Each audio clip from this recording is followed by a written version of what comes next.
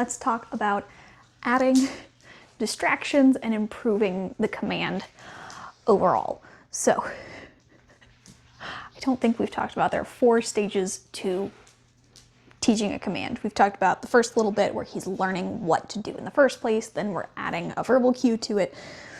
The next phase is generalization, and that's what we're working on today. So for that, it's asking him for a command and then adding distractions. And there are 3 ways we can do that. Gabe, place. Yes. So we call them the 3 Ds. And that would be duration. So just having him be able to stay there for a little bit. He's doing pretty well at that. As long as I stay right here, he's pretty comfy. There's nothing else going on. He could stay here a while. Yes. Distance is where we practiced a couple reps this morning for our warm-up, but I want to show you. Yes. You're doing good at that. Did you process? A lot of times dogs do better the next session after you work on something. Yes. So since we worked on this for a couple minutes earlier, he's actually doing pretty good. Let's try walking this way. So distance, so correction marker, and then guide him back up. It's kind of stuck around his foot.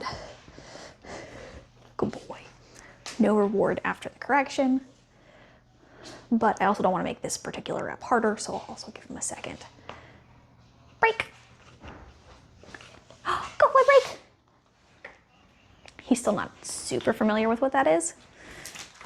He's seen it in conjunction with everything else, but that doesn't mean he auto knows what it is. So that 3rd D, so distance, duration, distraction is the 3rd one. So let's show you what that looks like. Gabe, place. 1 is distraction, getting into it in the first place, things on the ground, other things that he wants to do instead, but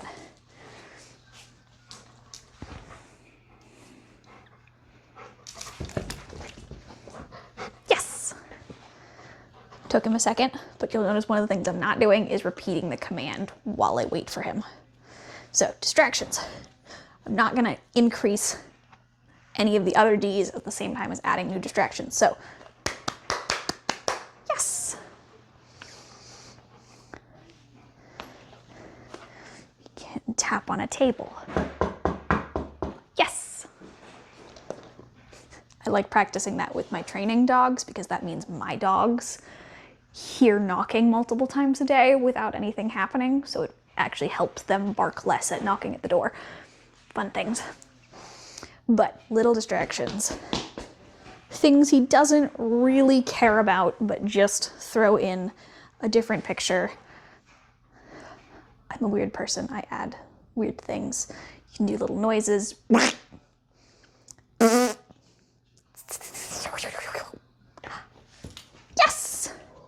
As long as he stays there, most of the time I do prefer them to stay seated, but at this point in training, I am not holding him harshly to that. Rules are allowed to vary and adjust as he earns more privileges or learns more. Break. But for now, distractions are little things that don't require much impulse control, where they're a little weird. You coming? Where they're a little weird, but they're not really a whole lot. They're probably a 1 out of 10. They are a little distracting. They're more than just nothing going on. You know, just when I made a couple of the sounds, he went, ooh, what's that? But really, it's not a whole lot. Bigger ones would be tossing his toys and things like that, but we'll work up to those.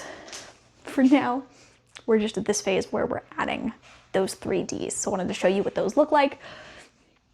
And those are the things to come back to practice after the board and train. So making sure you're hitting each of those 3 at least once a week.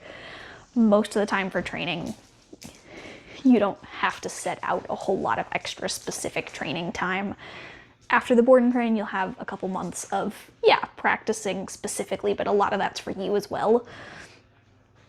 So making sure you both work together and that he gets to the exact standard you want him at and stays there. That's the important part, is being able to have him stay there.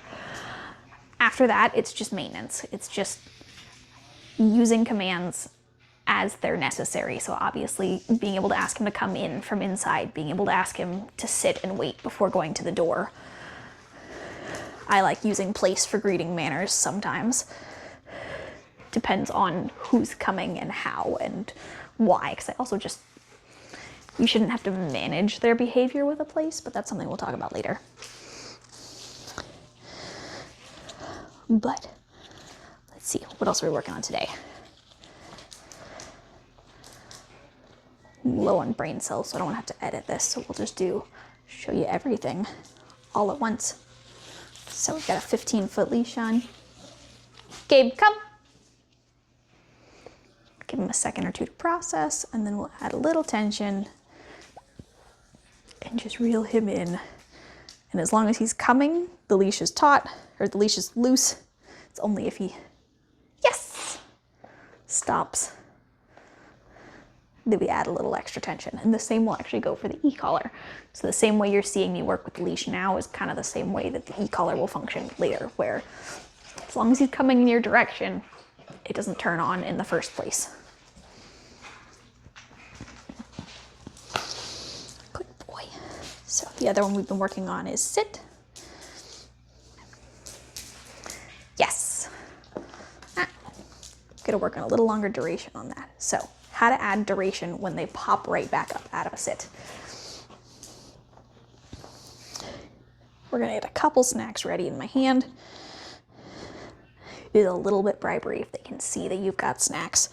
So aim for doing that without the snacks in your hand as fast as you can. But sit, yes. Ah, yes. Nope. Oh, you're beating me. Yes. Yes. Ah.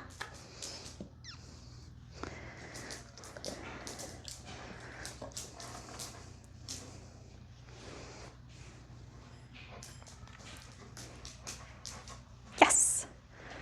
Break. So that one wasn't too great. Let's try it again. So the goal essentially is beat him to sitting up, but he still thinks that he's getting rewarded just for being near me. So we want to change that to, no, you're being rewarded for staying in a sit.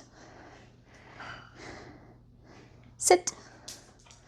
So for him, since he's waiting for that treat, we can also do it the other way. Instead of rapid rewarding, we can wait to reward.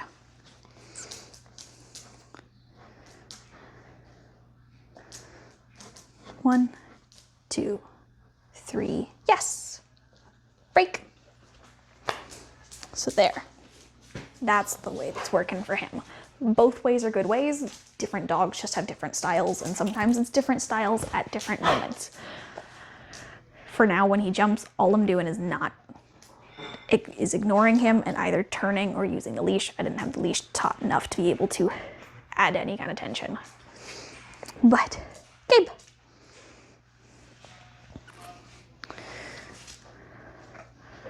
Come here. Sit. 1, 2, 3, 4, 5, 6, 7, 8. Yes. Break. That one I was just kind of curious how long he could stay. The answer is right about 7 seconds. If we stop at 7 seconds, then he doesn't get up at 8. So let's try that again. Sit. 1, 2, 3, 4, 5, 6, 7. Yes. Yes. Yes. Break. That's what I was looking for. That's what I was looking for with the rewarding him multiple times. I think that little bit of difference, just waiting a couple seconds, for some reason that made a big difference for him.